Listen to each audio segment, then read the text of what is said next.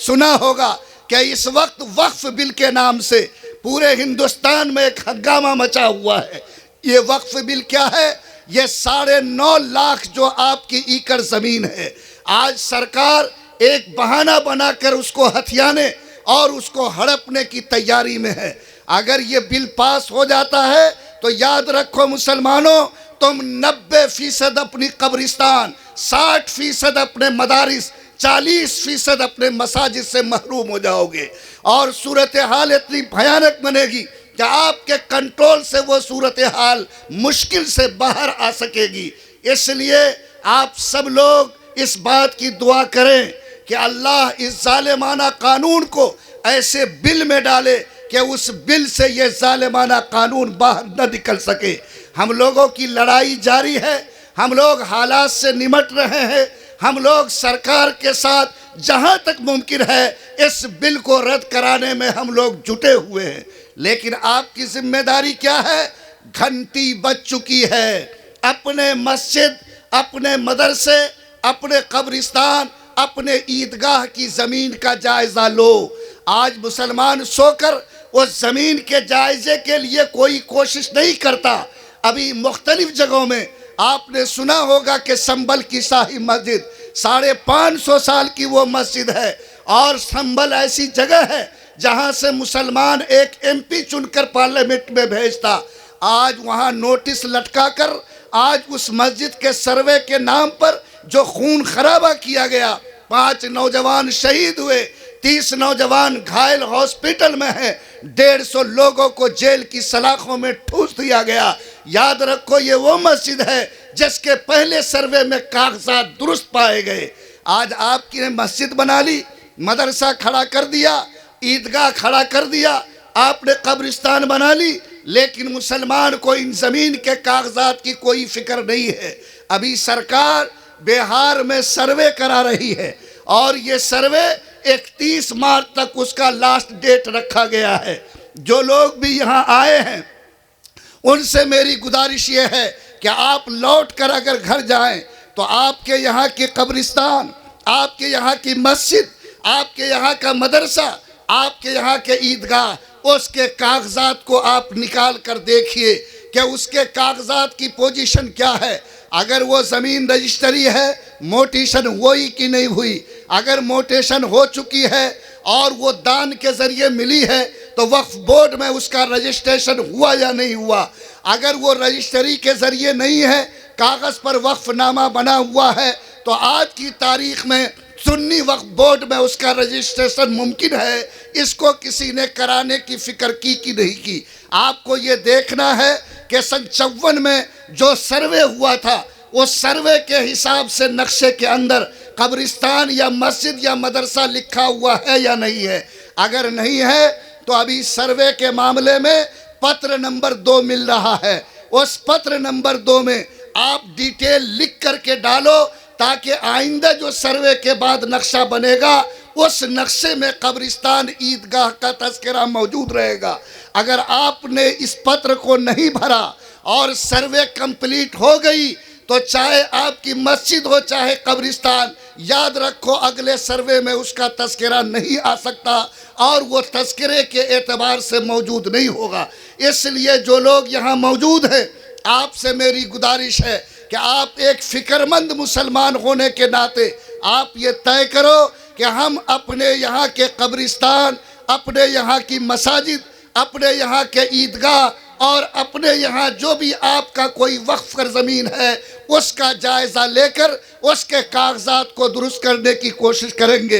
एक बात दिमाग में बिठा लो, सरकार जो इस वक्त सर्वे करा रही है इसके ज़रिए आपके ज़मीन का झगड़ा ख़त्म हो कि नहीं हो, लेकिन सरकार, बिहार सरकार ज़मीन को क्लियर करना चाहती है और जिस ज़मीन का कागज़ कमज़ोर होगा उस ज़मीन को भी सरकार, बिहार सरकार डिक्लेयर करेगी। इसलिए अगर आप बेदार हैं और आपने चौकन्ना रहकर सर्वे के मामले में अपने मिल्ली सरमाए को बचाने की कोशिश की तो आने वाली तारीख में ये सरमाया महफूज रहेगा। याद रखिए, ये जो सर्वे चल रहा है इसकी बुनियाद वही सर्वे है जो 1883 में अंग्रेज़ों ने कराया था। अंग्रेज़ों ने सर्वे कराने में दो बुनियाद बनाई थी, मजरूआ आम, गैर मजरूआ आम। यानी खेती वाली ज़मीन जिस पर लगान लेना था तो अंग्रेज़ों ने उसका नाम मजरूआ आम रखा, यानी खेती वाली ज़मीन। और जिस पर कोई चीज़, कब्रिस्तान हो, ईदगाह हो, मदरसा हो, मस्जिद हो, बाग हो, खेल का मैदान हो, उसका नाम रखा गैर मजरूआ आम। आज सरकार ने तमाम वो ज़मीन जो गैर मजरूआ आम है सबको बिहार सरकार की मिल्कियत में दाखिल कर दिया। अब आप नक्शा उठा के देखो, कब्रिस्तान है, किसी आदमी ने दान किया, लेकिन उसमें बिहार सरकार लिख दिया गया है और उसी गैर मजरूआ आम की बुनियाद पर उसको बिहार सरकार के कैटेगरी में दाखिल किया गया। कब्रिस्तान है लेकिन मालिक बिहार सरकार है। लोगों, ये वो मुश्किल मामला है कि अब जब सारी ऐसी जायदाद बिहार सरकार की मिल्कियत बन रही है तो अगर कहीं नक्शा में कब्रिस्तान न हो, मस्जिद न हो, ईदगाह न हो तो आने वाली तारीख में किसी अदालत के सामने आप खड़े होने की पोजीशन में नहीं होंगे। इसलिए चार बातों को ध्यान दीजिए। जो ज़मीन मस्जिद, मदरसा, ईदगाह के लिए वक्फ है, देखिए कि अगर वो रजिस्ट्री के ज़रिए है तो उसका मोटेशन हुआ कि नहीं हुआ। अगर वो रजिस्ट्री के ज़रिए है, ख़रीद है, मोटेशन हो गया तो आपको फ़िक्र नहीं करनी है। उस ज़मीन को सिर्फ आपको कोशिश करनी है कि सर्वे में ऑनलाइन मस्जिद के नाम से चढ़ा देना है। और अगर वो ज़मीन वक्फ किसी ने दान दिया, रजिस्ट्री है, मोटेशन भी हो गया, तो अगर देखना है कि वक्फ बोर्ड के अंदर उसका रजिस्ट्रेशन हुआ कि नहीं हुआ, ऐसी ज़मीन को वक्फ बोर्ड में आप जब तक रजिस्टर्ड नहीं कराएंगे ये ज़मीन ख़तरे के घेरे में होगी। इसलिए ऐसी ज़मीन के कागज़ को निकाल कर वक्फ बोर्ड में रजिस्टर्ड कराओ। याद रखो, हम इतने गाफिल कौम हैं कि आज सरकार ने 9000 कब्रिस्तान की घेराबंदी कराई और जब कागज़ वक्फ बोर्ड में ढूंढोगे तो सिर्फ 800 कब्रिस्तान के कागज़ मौजूद हैं, बाकी किसी कब्रिस्तान का कागज़ वक्फ बोर्ड में नहीं है। आप बताओ कि अगर आज इन हालात की बुनियाद पर फैसला हो, ये बिल पास होता है, तो फिर आपके कंधे पर लाश होगी और दफन करने की जगह आपको नहीं मिलेगी। इसलिए अगर आप सच्चे और सही मुसलमान हैं तो आप देखिए कि अगर वक्फनामा बना हुआ है और मोटेशन हो भी गया है तो उसको वक्फ बोर्ड में रजिस्टर्ड कराओ।